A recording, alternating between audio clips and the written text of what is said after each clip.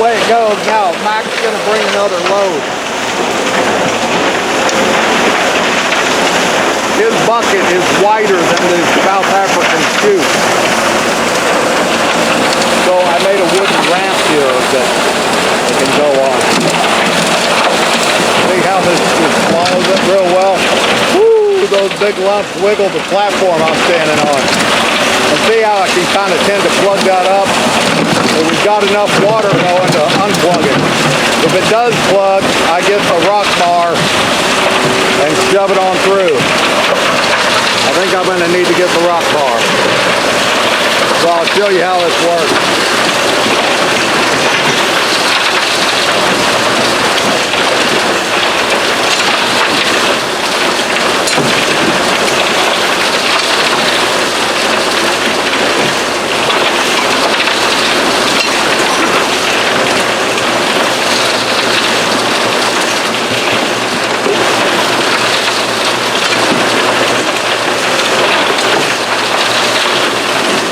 Just enough play in the gravel to kind of run things on.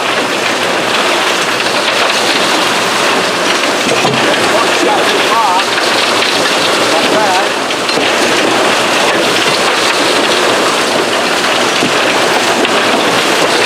The back is already left to go get another load. And I'm trying to put this together.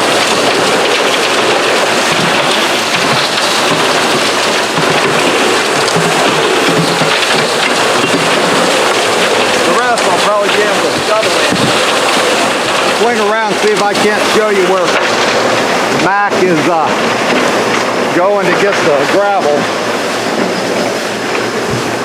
His property is right next to ours here, and he's digging right across the property line. About 10 feet is all. But he made a little opening in the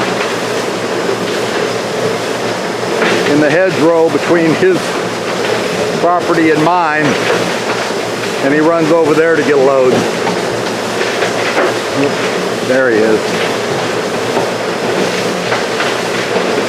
And he'll be back in a few minutes with another load. In the meantime, I'll shovel this in, and the plant seems to be taking it as fast as we feed it. So everything's working great. I couldn't be happier. I can deal with this unplugging the chute a little.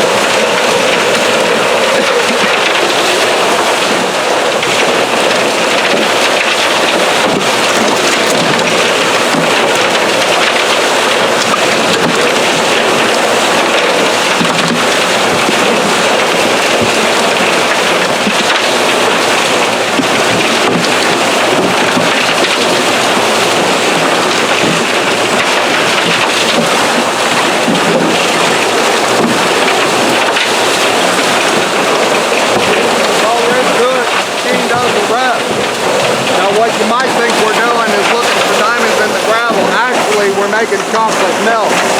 We've got a pretty good settling pond of chocolate milk going here this morning. Maybe we'll find some diamonds along the way too. So you can almost see it from here. The slurry goes down that chute from the oversized trommel. Whatever doesn't go out the end goes down this chute. And there's a slurry of muddy gravel, water going down there, and it goes to the lower slope. So that's where the gravel is separated from the diamonds and good down. So anyway, we're happy with the way things are working. Thanks for checking in on the Worthington Diamond Recovery Plant this morning.